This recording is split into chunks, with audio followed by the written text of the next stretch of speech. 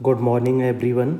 आज का the Hindu newspaper बहुत इंटरेस्टिंग होने वाला है क्योंकि आज हम क्रिप्टो करेंसी के बारे में डिस्कस करेंगे और देखेंगे सीबीडीसी से उसे कैसे कंपेयर कर सकते हैं। क्यों क्रिप्टो करेंसी कॉशियस है इंडियन गवर्नमेंट के लिए, क्या इसके फाइनेंशियल इम्पैक्ट पड़ सकते हैं। बहुत ज़्यादा इम्पॉर्टेंट आज का डिस्कशन होने वाला है। आप हमारे चैनल को ज़्यादा से ज़्यादा सब्सक्राइब कीजिए, लाइक कीजिए और लोगों में शेयर कीजिए।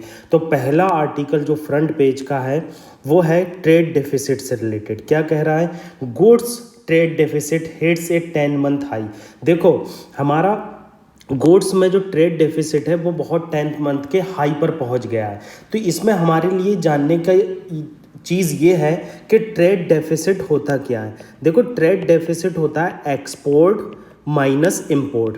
आप एक चीज़ जान लीजिए कि डेवलपिंग कंट्री और least developed country maximum import करती हैं।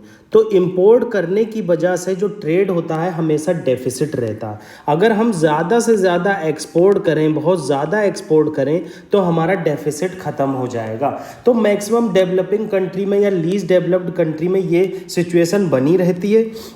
मगर कुछ कंट्री हैं जैसे चाइना, जो एक्सपोर्ट ओरिएंटेड इकॉनमी है, वहाँ पर ट्रेड डेफिसिट का कोई सीन नहीं रहता क्योंकि वो एक्सपोर्ट बेस्ड ही इकॉनमी है। अभी रिसेंटली चाइना में डिफ्लेशन चल रहा है। मैंने आपको इस डिफ्लेशन के बारे में नहीं बताया मगर फ्यूचर के लेक्चर में इंक्लूड किया है कि डिफ्लेशन क्यों आई चाइना में और इंडिया उससे क्या सीख सकती है। देखो, चाइना की इकॉनमी इन्वेस्टर बेस्ड है, मतलब जितना ज़्यादा इन्वेस्ट होगा उतना ज़्यादा ग्रो करेगी, एक्सपोर्ट ग्रो करेगा, मगर कंजम्पशन बेस्ड नहीं है। कंजम्पशन बेस्ड का मतलब होता है कि कितने लोग कितना कंज्यूम कर रहे हैं। आप जितना ज़्यादा आपकी इकॉनमी में कंजम्पशन होगा, उस कंजम्पशन बेस्ड मॉडल में क्या होता है कि इकॉनमी ग्रो करती है, इकॉनमी को मौका मिलता है अपने को स्टेबल करने का। अब एक्सपोर्ट बेस्ड इकॉनमी है, मान लो किसी कंट्री ने बैन लगा दिया तो एक्सपोर्ट तो आपका धरा का धरा ही रह गया, ठीक है ना।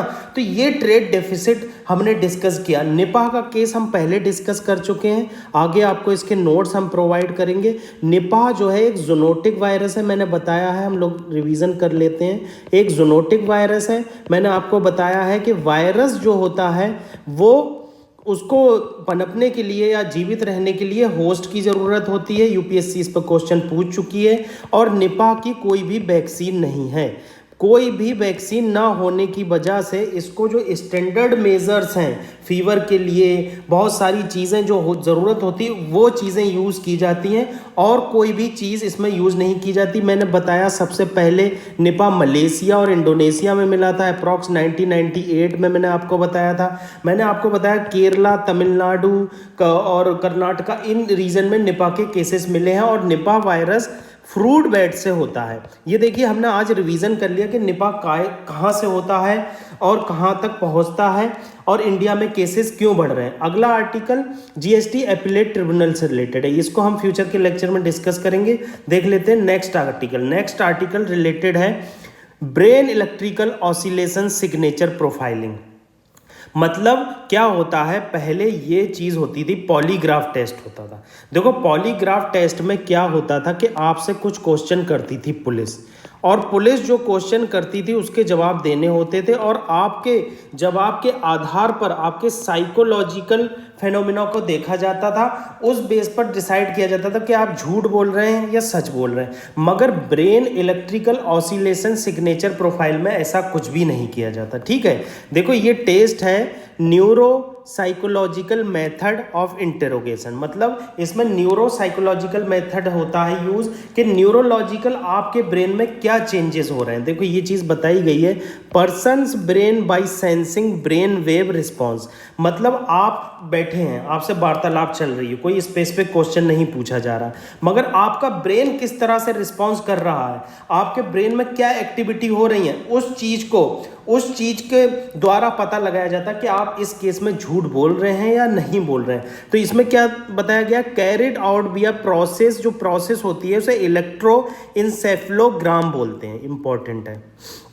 जो प्रोसेस यूज़ होती है brain electrical oscillation signature profiling में, उस प्रोसेस को इलेक्ट्रोइंसेफेलोग्राम बोले जाता है और इसमें इलेक्ट्रिकल बिहेवियर देखा जाता है ह्यूमन ब्रेन का। ठीक है, बहुत ज़्यादा इंपॉर्टेंट है। ये पॉलीग्राफ टेस्ट से किस तरह से डिफरेंट है, देखो, does not involve question answer session with the accused. देखो मैंने आपको बताया कि इस brain electrical oscillation signature profiling में क्वेश्चन आंसर सेशन नहीं होता है, जबकि पॉलीग्राफ टेस्ट में क्वेश्चन आंसर सेशन होता है। उसमें ब्लड प्रेशर आपका चेंज होता है, पल्स रेट चेंज होती है और स्किन की कंडक्टिविटी चेंज होती है। देखो इस केस में निर्दोष आदमी भी फंस सकता है।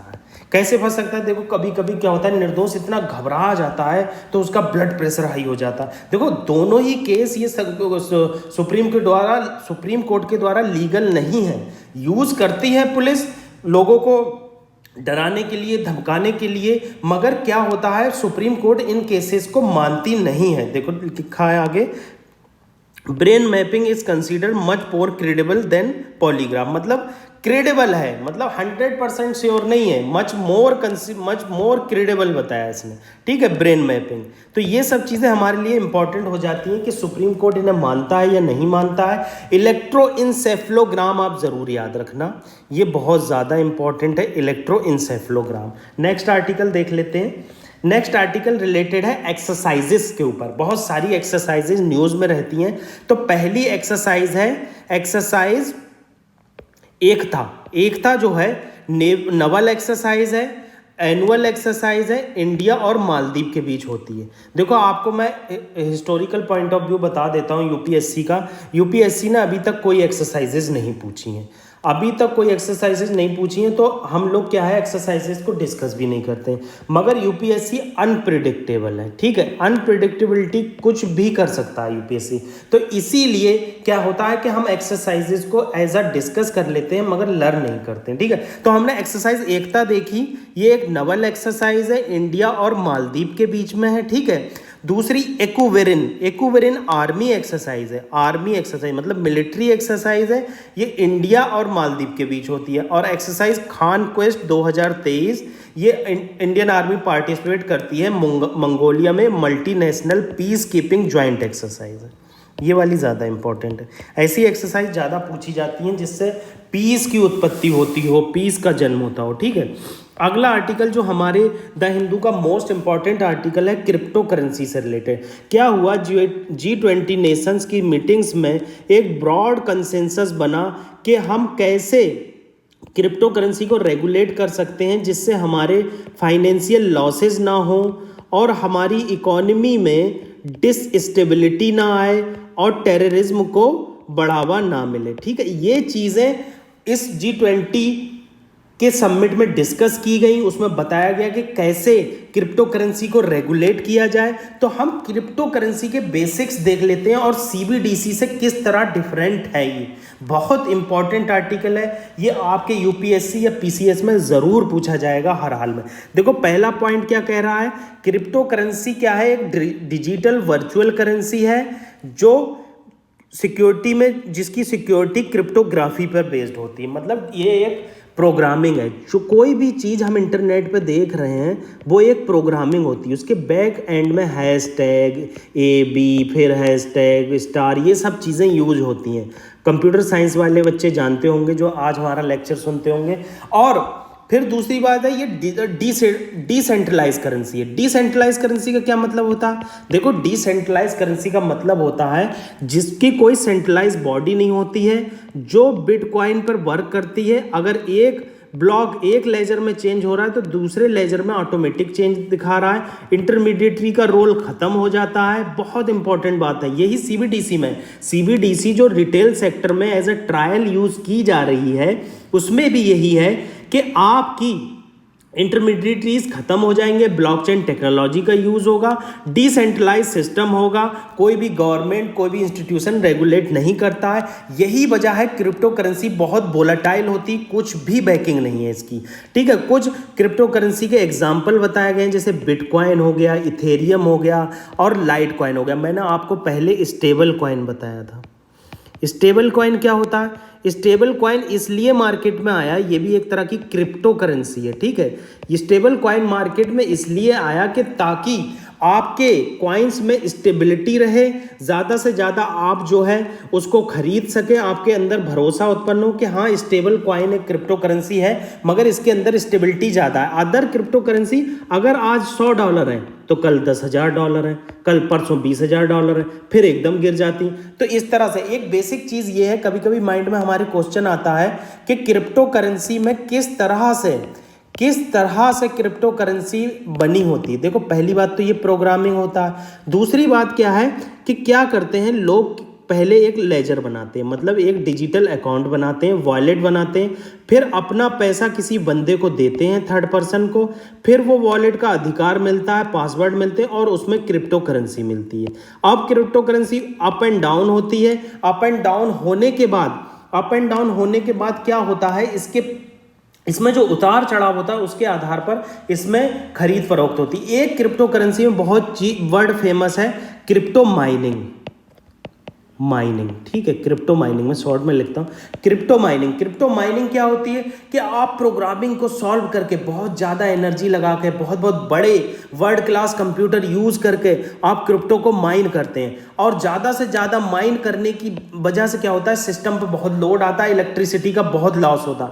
उसमें क्या होता है, माइनिंग में प्रोग्रामिंग सॉल्व करके आप क्रिप्टो चेस करते हैं और एकदम मतलब आप सॉल्यूशन करने के बाद उसको माइन कर लेते हैं और आपके पास कुछ क्रिप्टो करेंसीज आ जाती हैं। ये क्रिप्टो माइनिंग कहलाती है। मैं आपको समझ सकता हूँ, इस टॉपिक को समझने में आपको दिक्कत होती होगी, मगर जैसे जैसे हम इसकी मैच्योरिटी की तरफ बढ़ेंगे टॉपिक को, आपको अच्छे से समझ में आ जाएगा। देखो अगला पॉइंट क्या कह रहा है कि इसमें डिजिटल वॉलेट बनाया जाता है, ठीक है। मैंने बताया डिजिटल वॉलेट एक सॉफ्टवेयर प्रोग्राम होता है जिसमें पब्लिक और प्राइवेट कीज होती हैं, मतलब दो तरह की कीज होती हैं। एक पब्लिक कीज होती है जिसे हर कोई एक्सेस कर सकता है, क्योंकि ब्लॉकचेन में तब्दीली करना है तो पब्लिक कीज होना चाहिए। एक प्राइवेट कीज होती है जिसे कोई एक्सेस नहीं करता है, बस आप ही उसे एक्सेस कर पाते हैं, ठीक है। ये सेंड करता है और रिसीव करता है क्रिप्टो करेंसी को, ठीक है, वही बात वहां पर बताई गई है।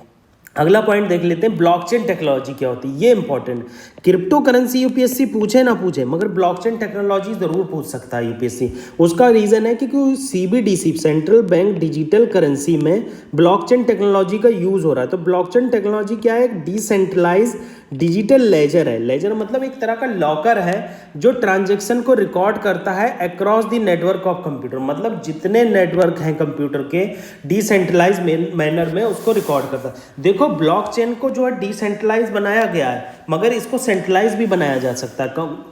क्या कहते हैं, टेक्नोलॉजी के लिए कुछ भी इम्पॉसिबल नहीं है, ठीक है। अगली बात की गई है, no single entity can alter और delete previous transaction, high degree of security and transparency. कितना इंपॉर्टेंट पॉइंट है, मतलब आप अगर कुछ चेंज करना चाहते हैं तो इसमें चेंज नहीं कर सकते, उसमें सबकी मतलब डेमोक्रेटिकली सबकी अनुमति की ज़रूरत पड़ेगी। अगर आपने कुछ चेंज किया है, जैसे आप मान लो पैसे निकाल रहे हो 100 रुपये, आप अनुमति दे चुके हैं, हाँ इस बंदे को 100 रुपये निकालना, ऐसा हमने क्लॉज डाल रखे हैं, ठीक है, सॉरी। अब देखो blockchain is the foundation of crypto currency such as bitcoin, मतलब फाउंडेशन जो टिका है, मतलब कोई भी बंदा है उसकी पढ़ाई टिकी होती है एनसीईआरटीज पर कि हाँ उसका फाउंडेशन कैसा है। तो कोई भी चीज़ का फाउंडेशन जो है वो जितना मजबूत होगा वो उतना बंदा मजबूत होगा, ठीक है, या बंदी मजबूत होगी, ठीक है। तो ये ब्लॉकचेन का फाउंडेशन जो है वो क्रिप्टो करेंसी का फाउंडेशन ब्लॉकचेन पर टिका हुआ है। आप क्या देख लें, इंडिया में क्या लीगल स्टेटस है क्रिप्टो करेंसी का, बहुत ज़्यादा इंपॉर्टेंट है। ऑल अबाउट क्रिप्टो करेंसी हम पढ़ रहे हैं, थोड़ा टाइम आपका जाएगा मगर आपको आगे फ्यूचर में कोई दिक्कत नहीं होगी। क्या हुआ, जब क्रिप्टो करेंसी इंडिया में आई तो बहुत सारे लोगों ने इसमें इलीगल मनी तो इन्फ्यूज़ की और लीगल मनी भी इन्फ्यूज़ की। तो लीगल मनी इन्फ्यूज़ से क्या होता है कि फाइनेंशियल डिसस्टेबिलिटी आ सकती है, क्योंकि मार्केट में मनी रहती नहीं है। और जैसे जैसे आरबीआई अपने मनी की प्रोसेस देखती है, मनी देखती है, बैंक में देखती है, लिक्विडिटी को लिक्विडिटी को कैलकुलेट करती है, तो उसे फील होता है यार मनी तो मार्केट में है मगर जो है वो क्रिप्टो करेंसी में इन्वॉल्व है, तो इससे ज़्यादा बहुत ज़्यादा क्राइसिस आ जाते हैं। आरबीआई ने इससे पहले वार्निंग भी दे रखी है कि क्रिप्टो करेंसी जो है वो इन्वेस्टर को रिस्क पहुंचा सकता है और ये लीगल टेंडर नहीं है। ठीक है, यहाँ तक 2018 तक लोगों ने इन्वेस्ट किया, इलीगल मनी लगाई, टेररिज्म को फंडिंग की बहुत ज़्यादा। इसके बाद 2018 में क्या किया, सुप्रीम कोर्ट ने आरबीआई की गाइडलाइन को स्टक डाउन कर दिया। ठीक है, स्टक डाउन करने के बाद क्या हुआ, डिजिटल करेंसी में एकदम बूम आया।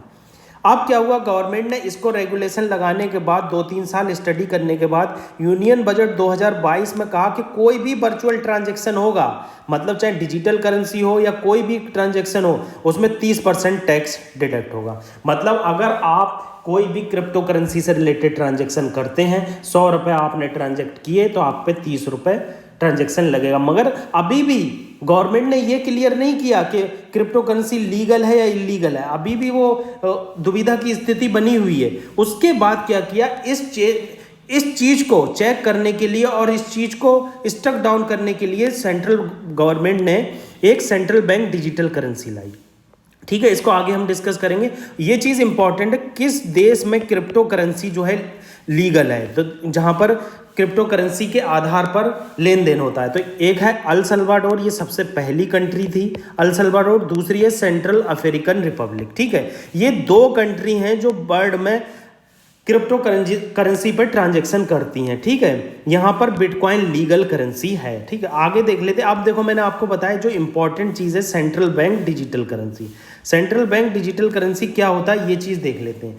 ये पायलट बेसिस पर आरबीआई के द्वारा लॉन्च की गई है रिटेल सेगमेंट में। ठीक है, ये ब्लॉकचेन बेस्ड टेक्नोलॉजी हम लोग आपको बता चुके। ठीक है, और ये पेपर करेंसी की तरह वर्क करेगी। मतलब आपके पास मान लो एक डिजिटल करेंसी है, 1 CBDC है, सेंट्रल बैंक डिजिटल करेंसी है आपके पास। ये सेंट्रल बैंक डिजिटल करेंसी, आपके पास एक डिजिटल करेंसी है, तो आप इस एक डिजिटल करेंसी को कभी भी फिएट करेंसी की तरह सेंट्रल बैंक के पास जाकर बदल सकते हैं।